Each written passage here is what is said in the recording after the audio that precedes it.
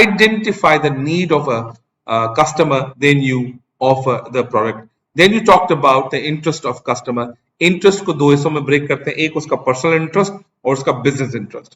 Personal interest का मतलब आपको आइडेंटिफाई करना पड़ेगा जो कस्टमर है वो किस चीज में ज्यादा शौक रखता है, वो क्रिकेट की तरफ ज्यादा माइल्ड है, पॉलिटिक्स में बात करता है, आम तरह की जिंदगी में बात करता है, वो फनी है, थोड़ा सा टू द पॉइंट बात करता है। You need to identify the interest. जब आप उसका इंटरेस्ट लेवल को आइडेंटिफाई करते हैं तो आप उसका पर्सनल कनेक्शन डेवलप करते हैं। पर्सनल कनेक्शन डेवलप करने के बाद आप उसके साथ वन टू वन एक जो कनेक्शन बिल्ड हो जाता है, तो उसका मतलब आपका रिलेशन बहुत अच्छा बिल्ड हो जाता है। रिलेशन बिल्ड हो जाता है तो आप अपनी एक्चुअल प्रोडक्ट पे बात करना स्टार्ट कर देते हैं। Now we talk about the business interest. Business interest का मतलब ये कि कस्टमर का जो परचेजिंग पावर है वो कितना है, कस्टमर की सेल्स कितनी है, और सेल्स के हवाले से मैं उसको कौन से एसक्यूज बेच सकता हूँ। अगर फॉर एग्जांपल इसकी जो कैपेसिटी है वो ₹1,00,000 की है, अगर मैं इसको 1,20,000 का बेचता हूँ, क्या उसमें इंटरेस्ट रखेगा खरीदने में या नहीं? अच्छा, इंटरेस्ट रखेगा खरीदने में। क्या आपको पता है कि कल जब डिलीवरी मैन इसके पास जाएगा तो वो उसको पे ऑफ कर सकता है नहीं कर सकता? You need to identify everything regarding the consultative selling is. Then the third point that is called concerns. Concerns का मतलब है कि वो आपको मोस्टली बात करता है कि मेरे पास डेड स्टॉक पड़ा हुआ है, फीफो पड़ा हुआ है, फर्स्ट एक्सपायरी फर्स्ट आउट, या मेरे पास माल एक्सपायर्ड हो चुका है, माइस कट है, या डैमेज है, या फिर डिलीवरी मैन टाइम पे नहीं आता, या डिलीवरी मैन अपनी जो एक्चुअल वीक लॉक उसका हुआ होता है उस हिसाब से टाइम पे नहीं पहुंचता, तो मैं बड़ा परेशान रहता हूँ कि मैं अपने उसके लिए कैसे कैश जमा कर सकूं। These all the concerns. अगर उसके सारे कंसर्न्स हैं, आप उसको एक्टिव लिस्टिंग करके सुनते हैं, उसके कंसर्न्स को आप सॉल्व करते हैं, तो basically he started trusting on you, और आप पे ट्रस्ट करता है। और जब आप उसका कंसर्न सॉल्व करते हैं तो वो आपको कहता है कि you are basically a good TSO और गुड सेल्समैन। बेसिकली आप कुछ नहीं करें, आप कंसल्टेटिव सेलिंग कर रहे हैं। The fourth point that is very important is called expectations.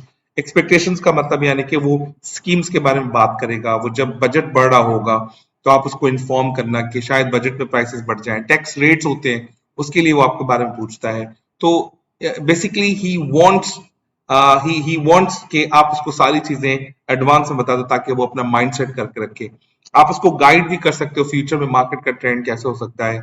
आपके पास अवेलेबिलिटी ऑफ स्टॉक है वो उसको बता सकते हैं। आपके पास जो इसकी शॉर्ट है या डिमांडिंग स्टॉक्स उसको बताएं कि ड्यू टू सम रीजन हमारे पास फला स्टॉक जो है वो शॉर्ट है, हम कंपनी को आपकी बात पूरी पहुंचाएंगे और आपकी जो एक्सपेक्टेशंस हैं वो भी हम डिक्लेयर करेंगे ताकि आपकी सेल्स में हम मजीद इजाफा कर सकें और आपकी सेल्स भी डिस्टर्ब ना करें।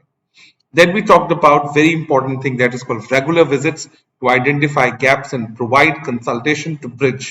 आप रेगुलर विजिट्स करेंगे उनकी शॉप पे। रेगुलर का मतलब अगर आपकी पीजेपी में 24 दुकानें हैं तो शायद आपके लिए बहुत मुश्किल हो जाएगा। अगर आपको लगता है कि कस्टमर वैल्यू एडिड कस्टमर है, वैल्यू प्रोवाइड कर रहा है हमारे हमारे बिजनेस के अंदर, तो अगर आप विजिट नहीं कर सकते तो आप अपने अपने लाइन मैनेजर को कहेंगे यार ये कस्टमर बहुत अच्छा है, हम इसे ज्यादा सेल जनरेट कर सकते हैं। अगर मैं नहीं तो आप एटलीस्ट उनके पास हफ्ते में 1 या 2 मरतबा इनके जाके विजिट कर सकते हैं। विजिट करने से क्या मतलब होता है कि कस्टमर को कुछ मजीद चीजें याद आ जाती है कि मुझे और भी स्टॉक चाहिए और एसक्यूज चाहिए। जब आप इस तरह से विजिट करेंगे तो एक तो रिलेशन बिल्ड होगा और उसके बाद उसके जो प्रॉब्लम्स हैं, गैप्स हैं, उन गैप्स के ऊपर आप उनको कंसल्टेशन भी प्रोवाइड कर सकते हैं कि आप मजीद क्या ऐसी चीजें करें ताकि आपकी सेल्स और मजीद बेहतर हो सके। Then we talk about the very very important thing. आप जब कंसल्टेटिव सेलिंग करते हैं, जब आप दुकान पे जाते हैं तो you behave like a doctor.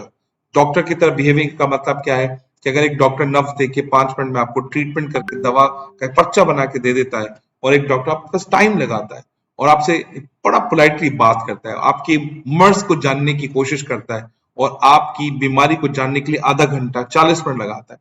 Basically वो आपको आपको जो थेरेपी देना चाहता है, आपको दर्द सुनना चाहता है। जब आप सारे दर्द उनके साथ सुनते हैं तो आप कहते हैं डॉक्टर बड़ा नफीस इंसान है, डॉक्टर बड़ा जबरदस्त है। बेसिकली वो क्या शो करता है, वो अपने वैल्यूज को शो करता है। जो हमारी 4 वैल्यूज हैं जिन पे हम बड़ा फोकस होकर आजकल काम कर रहे हैं और मैं क्लासेस में ये आपको बताता रहता हूँ उसको आसान तरीका याद करने का। That is called HAAQ। H का मतलब है हफीज, अंग्रेजी में इसको याद करेंगे रिस्पॉन्सिबिलिटी एंड ओनरशिप। उसके बाद है अमीन, अमीन का इंग्लिश में जो वर्जन है वो है इंटीग्रिटी एंड ट्रस्ट। उसके बाद है अलीम और उसके बाद है कवि। कवि को अगर आप थोड़ा सा इंग्लिश में याद करेंगे तो that is called courage and capacity. और उसके बाद हमारे पास बचा अलीम, नॉलेज एंड कम्युनिकेशन।